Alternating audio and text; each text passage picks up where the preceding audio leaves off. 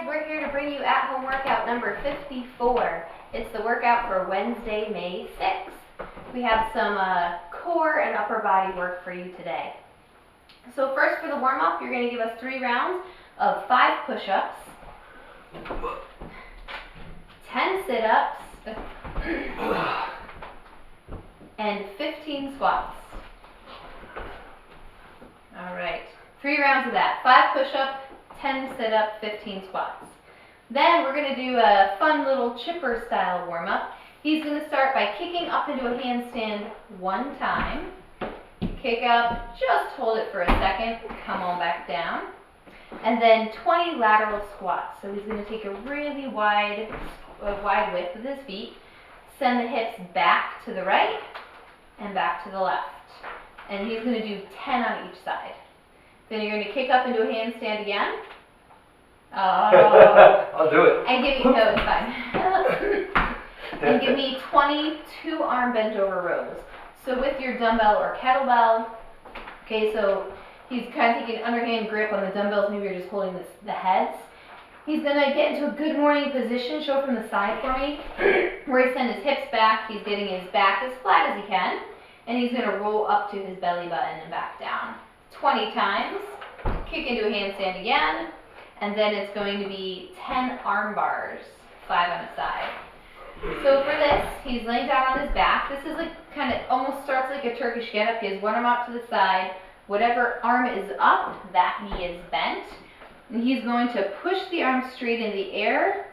Okay, he's rolling, so now he's facing the left side. And he continues rolling over, trying to get this hip as close to the ground as possible. Notice he's looking up at that kettlebell for support. Come on back.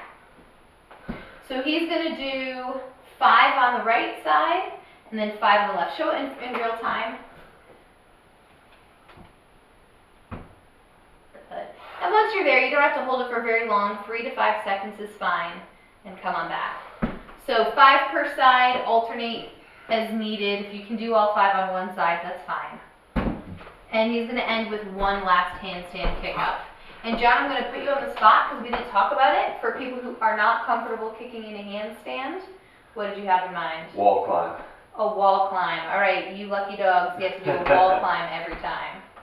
Okay, that's the end of the warm-up. Yep. So as Nikki mentioned, it's going to be a little bit of core and upper body work. What we've got is a 12-9-6-3 rep scheme of Turkish get-ups, strict handstand push-ups, and L-sit pull-ups. So a lot of high skill, pretty challenging movements today. Real quick, the Turkish get-ups, you're getting there as a total. So the set of 12 is going to be 6 right and 6 left. The 9 is going to be 5 and 4, right? We're going to start by going through the Turkish get-up because that's our most complex one. I believe we'll also link a video, like a tutorial video of just the Turkish get-up, so we'll do the abbreviated version right here. Nikki's going to lay on her back. She's going to start with her right hand up with that bell. She's keeping a pretty tight grip on the bell. Her left foot is out from that knee. Right foot is out from that knee, and whichever arm is up, that same knee is bent.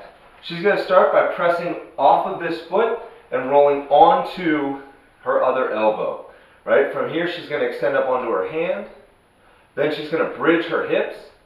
Then she'll sweep that foot back and through, plant the knee. She'll rock onto that knee for balance, come to a kneel, and then come up out of the lunge. On the way down, she'll drop the left knee back, reach her left hand down to the floor, shoot the foot through, drop her hips to the floor, elbow, and then slowly uncurl. So you can break those up. 6 in a row on a side is going to be really tough, so you're probably doing like 3s most of the way through on a side. If it gets real heavy, you may even be alternating every rep. But you're opening up with 12 Turkish get-ups. From there, we go into strict handstand push-ups. So Nikki's going to kick up to a wall. She's going to pull everything in nice and tight. She's very slowly going to lower down to the ground, touch her head, and come back up. And you can probably see this on the camera here. Her head is looking straight back the whole way. Come down again. And she lands her head considerably closer to the wall than where her hands are. So she's in that tripod. You can come on up and come on down. Thank you. But notice she's not craning her neck and kind of looking for the floor. She's keeping that nice neutral neck. Now, as usual, if you can't do handstand push-ups but you're comfortable getting upside down, build a soft target under your head for consistency. Put a pillow, some books, whatever you need to do. Give yourself something soft to touch. And if not, what are we doing? Couple options. Yeah. First option, A-frame. So I'm going to get a wide stance with my feet. Kind of walk my hands back towards my feet, and I'm shooting to tap my head in front of those fingers. Okay, you can do A-frame. You can do regular push-ups, 2 times push-ups. And we have a third option? 2 times strict shoulder press. Yeah, if you just don't feel like getting upside down for whatever reason. So strict shoulder press, it's going to depend on what particular implements you have. If what you have is pretty heavy, it might just be a 2-arm, okay, and you do double the reps. So for the round of 12, you do 24 shoulder press.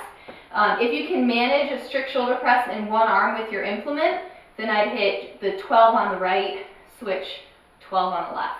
Yep. Okay. Cool. And that's going to take us to the L-sit pull-ups. So an L-sit pull-up, Nikki, can you sit down real quick? So if Nikki were doing an L-sit pull-up, she'd grab a pull-up bar, she'd be in this position, and she'd pull herself straight up without losing that L shape to her body. They are really tough to do. They are strict, and you try and get to the L before you start the pull versus kind of swinging up into it. Now, if you don't have a pull-up bar, or if you can't do L-sit pull-ups, we're going to be doing shoot-throughs today instead. So Nikki's going to grab a couple of chairs. You've got options for what you want to use for this. Chairs are a pretty good bet. Most people are going to be able to do them on chairs. The lower you go, the harder these become. But Nikki's going to start off in a push-up position on the chairs. She's going to come down into a push-up, back up. She'll jump off her toes, kind of pike her body, and shoot her legs all the way through on the other side, and land, again, in that long straight line. Once she's here, she'll control herself down into a dip, come back up, and then she'll pop her feet up again, tuck her abs, and land back in the plank. That's 1. Can you give me a few at kind of game speed? So you'll see they're not real fast, they're not real aggressive, they are smooth. That's what we're going for. And you'll find this kind of jacks your heart rate pretty quickly just because of how much motion there is. So again, lower objects are a little more difficult. Chairs are going to make it pretty reasonable for most people. If you need to abandon the push-up or the dip out of that, that's a-okay. I'd recommend if you're doing this instead of an L-sit pull-up, don't choose the push-up as the scale for the handstand push-up. Yeah. Probably choose that strict press instead. Yeah, that's a good call. But yeah, that's your workout. 12 of each, 9 of each, 6 of each, 3 of each. That'll take us to our cash out. Oh, Okay, anything else? we're good. Cool. That'll take us to our cash out. So Nikki's going to grab a kettlebell or a dumbbell.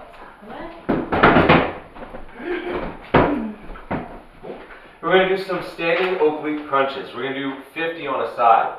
So what she's going to do is basically try and keep her lower body kind of rigid from the hips down. And she's just going to tilt over to the side of the bell. And then she'll actively think about flexing her obliques to crunch back over. And that's all we're doing there. And if you've got a fairly heavy kettlebell or dumbbell, this is going to start to burn up your obliques around like the 15 to 20 mark. By all means, you don't have to go 50 right and then 50 left. More than likely, it's not going to allow you to. It just kind of feels raw and you'll have to rest.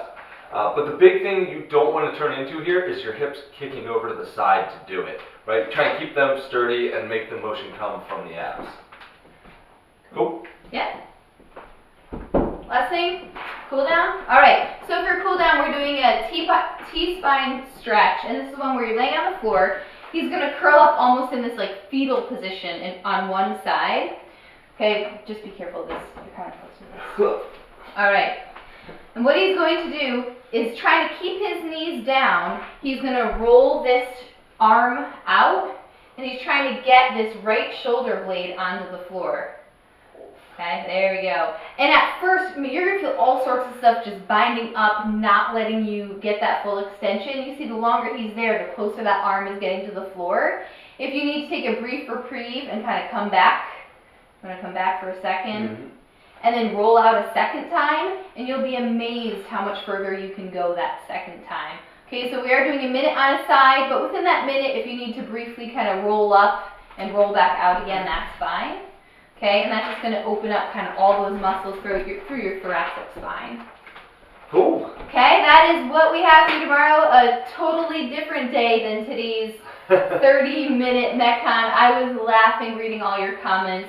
I think people forgot how bad Kelly is because it's been a year since we did it. That was a nasty workout. Today's workout is going to have a much different feel. A little slower, just a lot of good old strength work. Yeah. Have fun. Enjoy it, guys.